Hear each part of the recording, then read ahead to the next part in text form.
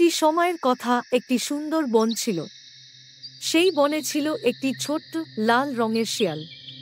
তার নাম ছিল ফোকলা। ফোকলা খুব চালাক ছিল, কিন্তু সে খুব দয়ালু এবং বন্ধুসুলভ ছিল। একদিন ফোকলা বনের মধ্যে হাঁটছিল।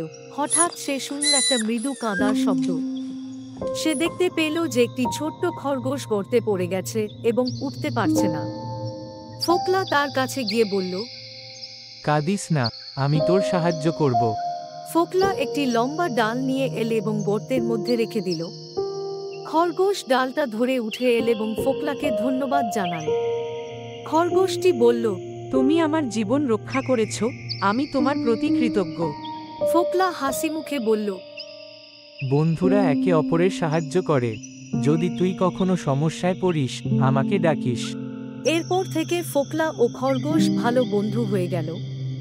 তারা একসাথে খেলাধুলা করত, খাবার খুঁজত এবং বনের অন্যান্য প্রাণীদের সাহায্য করত। সবাই ফোকলার দয়ালু মন আর বন্ধুসুলভ আচরণকে ভালোবাসত। ফোকলার কাহিনী থেকে বনের সবাই শিখল যে সাহায্য করা আর বন্ধুত্বই জীবনের সবচেয়ে মূল্যবান জিনিস। সেই বনে সবসময় শান্তি আর আনন্দ ছিল, আর তারা সুখে শান্তিতে বসবাস করতে লাগল।